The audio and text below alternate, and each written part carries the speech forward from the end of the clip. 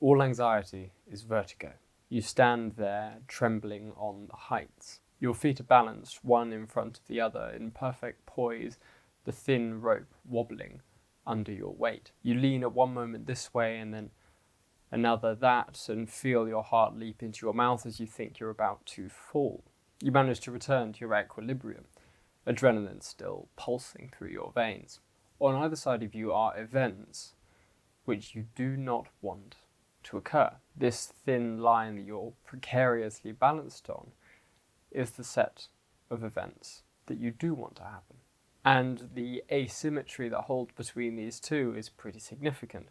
You've set up a thin line of your own conviction over the vast crevasse of life's myriad possibility.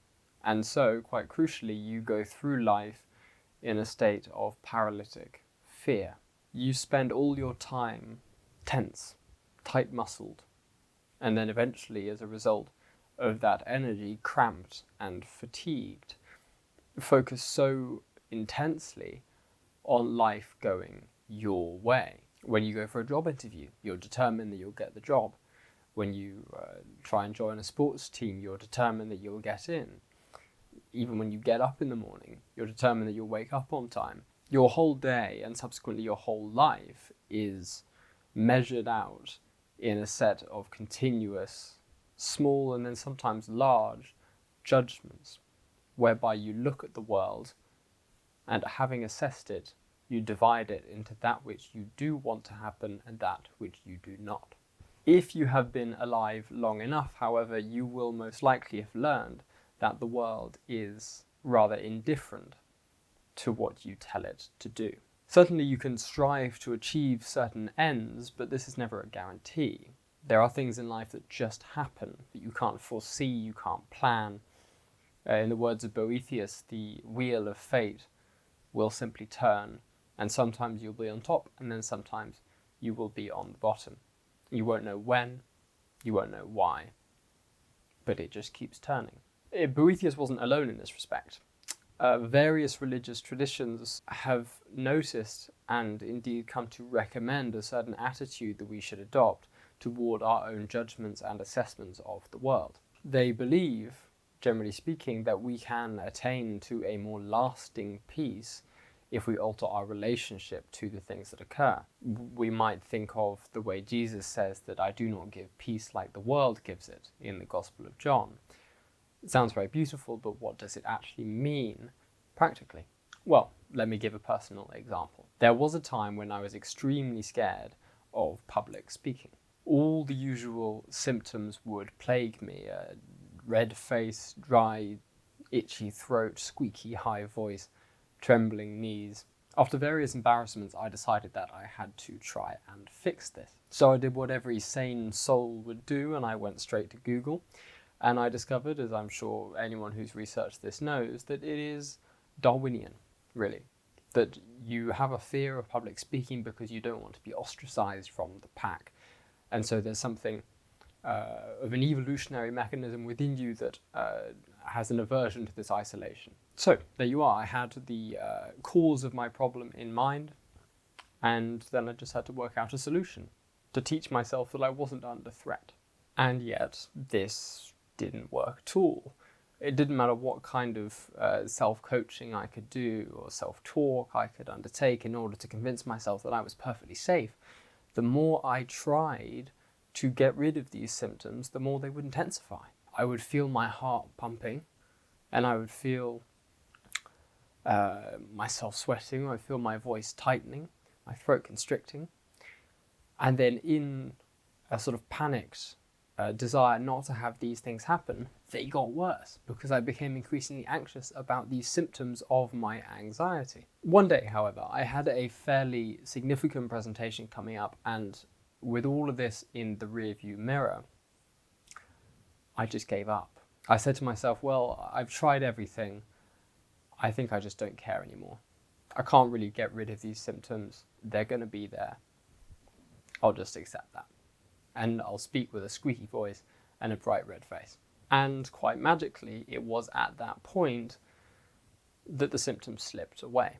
I spoke well and eloquently and articulated myself clearly and emotively all these things that I wanted previously. In reflecting on what had happened, I concluded that it wasn't, crucially, the event itself which changed anything. In fact, there were actually quite a lot more people at that presentation than before, so it wasn't about the number of people. It wasn't about anything to do with the event. It wasn't even to do with my symptoms. It was to do with my relationship to the event. I had a set of convictions going into my attempts to speak in public. I wanted to be good. I wanted to perform well. I wanted to seem cool and calm and full of a certain repose, and all these other things that you want to come across as when you are in the public eye. What this meant was that I came to the event with a whole host of rules that I had set for myself, independent of the event itself. And these were rules that were to be followed essentially on pain of death. I felt that if I wasn't perceived as brilliantly eloquent or sufficiently articulate or anything in between that I would like to be perceived as, that suddenly, I wasn't quite good enough, or I wasn't worth something, or any of these other thoughts that often come up when we risk falling off that thin tightrope of our own judgments, when we risk falling into alternative courses of action outside our own desire for the world and for ourselves. As such, what was an opportunity for communicating my ideas to the world became instead an arena of self-judgment, an arena of self-scrutiny. This is a habit that spans our lives, I believe. We spend our time carving up the world into like and dislike, into want and not want. And then we go through life attempting to fit it to our assertions about what it should be. But as King Canute famously told us, this is sheer silliness. We are like fish swimming upstream and complaining about our fatigue. I mentioned the religious wisdom that teaches this. So I might highlight one text in particular, the Bhagavad Gita, as an example. There we see Krishna present to Arjuna many different dichotomies, dualisms, binaries, which we can generally characterize as being split along the lines of affirmation and negation, saying yes to something, saying no to it.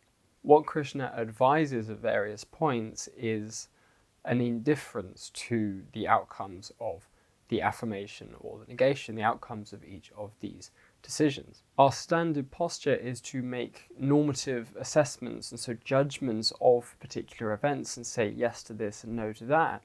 But it's precisely this, we're told, which causes our attachment to transient things and so causes us to suffer. Similarly, we see the same idea play out in the Philokalia, a crucial text in the contemplative heritage of Eastern Orthodoxy. Figures like Evagrius Ponticus, St. Mark the Ascetic, Maximus Confessor, all recommend this notion of apatheia. In the word apatheia in the Greek we get apathy in English, but it's probably best translated as an equanimity, a certain indifference to those particular occurrences in the world that we might want to assert our own will over. Contemplative practice looks to draw us back away from those judgments and to abide in the stillness of an indifferent, tranquil being that is always prior to them. The Desert Fathers were very influenced by Stoicism as well, and as I'm sure you know, Stoicism is enjoying a bit of a recrudescence online at the moment. I wouldn't be the first to point out that there's been a bit of a misunderstanding if people take Stoicism to mean the repression of or the elimination of negative emotions. The aim of Stoic life, which is ataraxia, a kind of a peaceful joy, as it were, taking all things as they come, is achieved by the direct opposite of emotional repression. In fact, it comes purely from the principle of acceptance, and so accepting everything in the world as it occurs to you, and also everything in your inner world as it rises up and passes away. And so negative emotions, a sense of vulnerability, will be what you absolutely need to accept. you're not trying to become a robot. Exactly the opposite, in fact. You are trying to become increasingly accepting of your own fragile and vulnerable human nature, because it's the acceptance of that thing that you're trying to change. Again, the relationship to it. You as a human being, you are frail, you are mortal. Things happen to you that you can't control and that you don't want. Stoicism, the Gita, the Philokalia, the Guru Granth Sahib, plenty of other traditions and texts teach the same thing, that you have to learn to accept that. Anything else, any attempt to get around it with a different kind of philosophy or a different set of beliefs or a form of emotional repression will only prolong and augment your suffering. An important implication of this, even if it might make your head spin a little bit, is that you have to learn not only to accept the world, but even to accept your inability to accept the world. That's where real acceptance lies. Now, the reason this isn't a complete paradox and does actually make sense is that we're not actually talking about an activity. It's more sort of a negative non-activity, a relinquishment of all doing in order to strip away our judgments and leave being as it is, bare and denuded of our own particular assessments of it. When you come to meditate, for instance, you're not really trying to stretch forward, to focus, to strain on achieving something or having a particular experience. It's more so the moment where you come to relinquish your grip, your white knuckles, clinging to different judgments and different aspects in life, and slowly let go of it all to realize something that is always already the case, something that has always been true, but that you've only sort of ignored or covered up or looked beyond with your judgments. That is a pre-normative being that you are returning to. You can't do it well or badly. All those sorts of judgments are useful but preliminary. You can't ultimately be well or badly because you just are. That's a fact that precedes any particular normative judgment. So when you hear me on this channel going on about acceptance and talking about acceptance as the first port of call and saying that you should always look as far as you are able to accept yourself and accept others, I'm not doing it out of some sort of happy-clappy, vacuous, saccharine sentimentalism. I say it because acceptance is the means by which we reveal the nature of reality itself. The means by which we slowly purge our experience of the obfuscation of our judgments, to see with clarity what otherwise was concealed. Now, does this mean that we suddenly make ourselves perfectly at peace with everything that's happening in the world? God forbid. Remember what I said before, it's about our relationship to the things in the world, not the things in the world themselves. As such, you're not just trying to eliminate judgments, but you're trying to remove your attachment to those judgments. So if something evil is occurring in the world, I can still judge it as evil, but my relationship to that judgment, and indeed to the event in the world itself, is equally a sense of non-attachment. It doesn't mean we don't care about it. It just means we don't associate with the emotion. Our self, our I, our Atman, we might say in Vedantic terms, doesn't go rushing out into the world. Even if it's a good thing to go rushing out for, that rushing out, so the wisdom traditions tell us, is what causes suffering and does more damage in the long run. We can still do good actions, stand up for good things, whilst remaining detached in a spiritual sense, which simply means nothing more than recognizing that you are always infinite being and that nothing ultimately can change that. You can only forget it, but remembering it is really what proves to be the source of your goodness and your ethical action in the world. One has to come before the other. You must remember yourself before you then allow your goodness to flow out into the world. Sort of plug the fountain in before the water then flows. The funny thing about anxiety, and indeed all insecurity, and it took me a while to learn and swallow this, is that really a lot of it comes from pride. As I say, we become anxious or insecure and so suffer because we have a conviction about what the world should be like, and in a lot of cases what we should be like. Whenever we walk into a room, we want to be the most attractive, the most admired, the most popular. and anxiety ensues because we are thus walking on a knife edge. These things may or may not be the case. We may not be the most attractive person in the room. And so suddenly we topple off and fall into this other possibility and lose our grip on judgment. And we fear that we're not able to tolerate this. We can't conceive a world where we're not the best at this, the best at that, where people don't view us with this incredible sense of reverence or awe. And the sad paradox is that the better we get at staying on that rope, as in the more in life that allows us to follow our own desires, the more we will suffer in the future. It's hardly a surprise that some of the most spoiled people have grown up to be narcissistic and deeply insecure. They have come to believe that life itself is implicated in and tied up in positive evaluation of them. And so any threat to the positive evaluation is like a threat to the life itself. And so it feels like, they themselves will collapse if people don't view them as brilliant. That's what I mean about rushing out into the world, allowing yourself to get tangled up into particular emotions and circumstances and events of the world, all the things that are transient and passing away. That's a state of confusion, and one that causes suffering, because you let yourself believe that you're under threat from something that is just passing through you, not actually touching you, not actually ultimately affecting your being in itself. Ironically, it's actually far better to have yourself experience essentially a negation earlier in life, where your parents or your teachers or life itself says no to you and says you can't get what you want. Because then you discover, having fallen off the tightrope, that actually you're fine. You're not falling to your death. Life's over here too. The idea of a tightrope was only ever an illusion. And actually there's a lot more freedom. There's an open field down here in which to play. You can wander in freedom without the tight, tense fear of having to balance perfectly on a precarious, thin line. Your judgment of events is proven to be extrinsic to the events themselves, because the events occur whether or not your judgment is validated. And you are still there.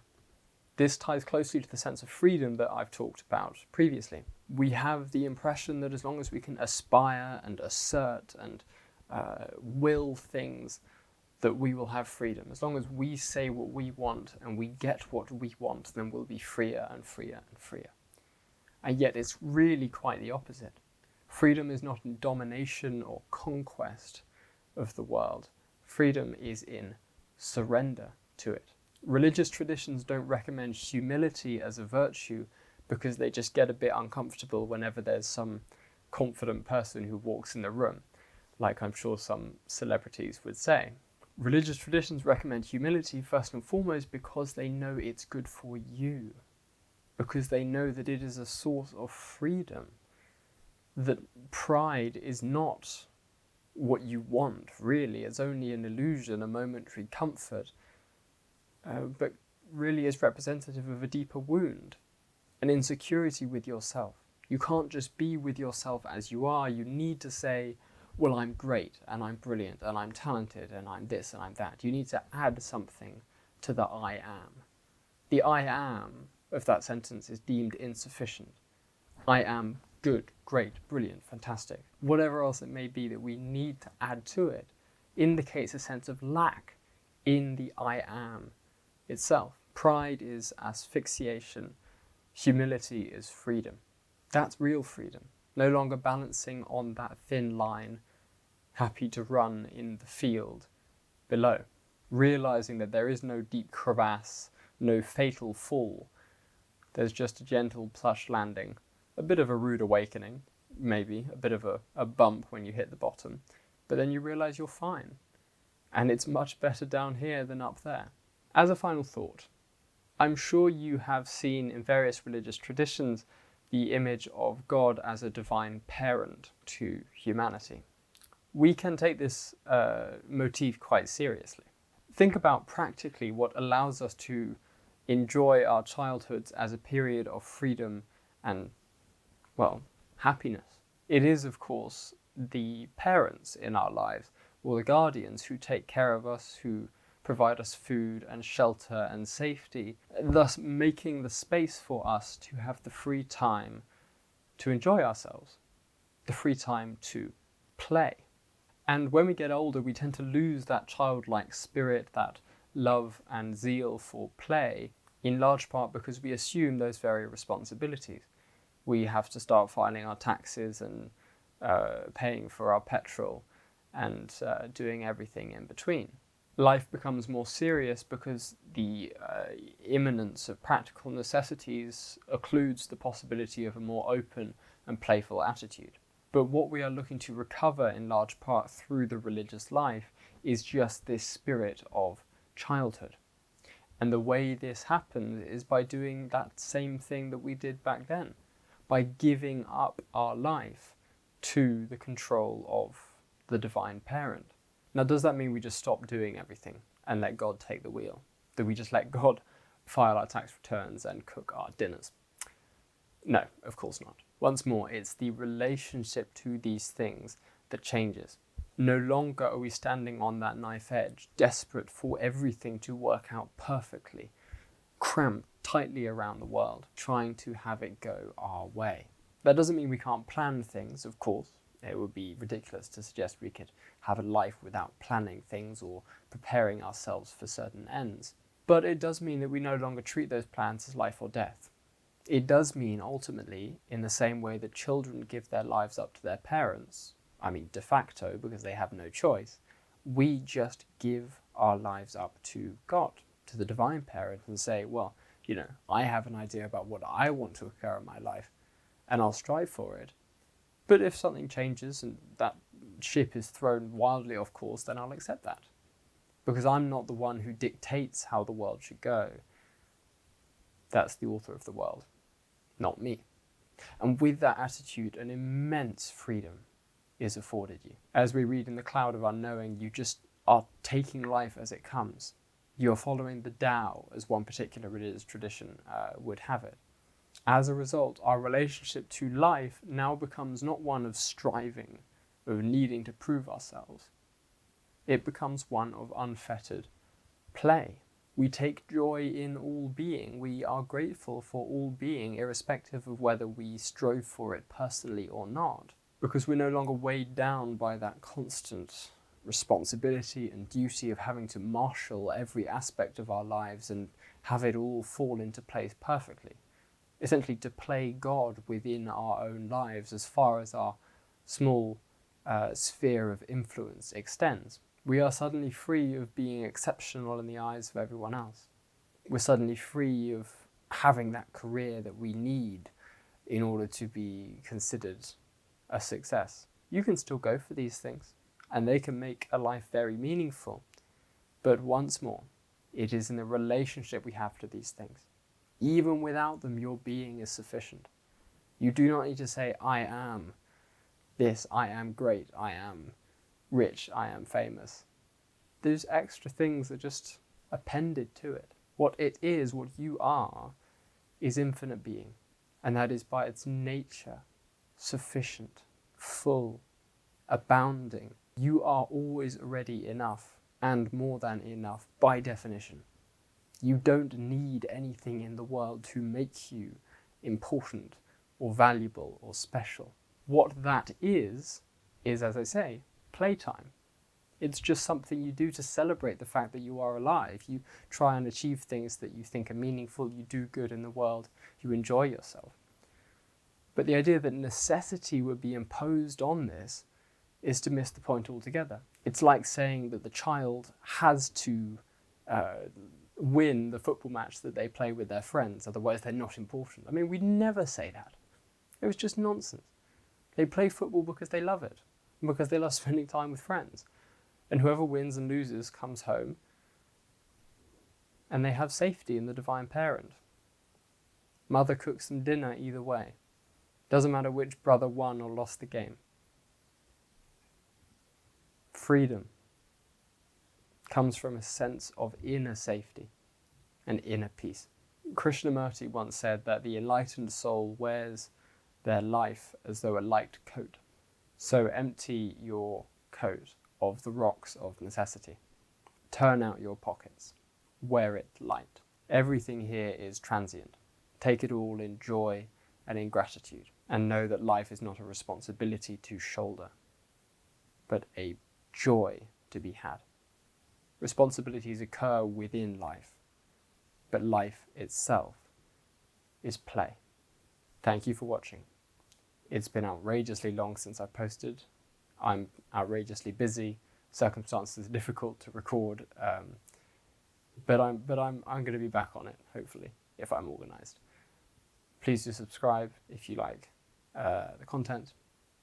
Comment, because I love to hear from you all, and I will see you very soon. Hopefully very soon. Take care.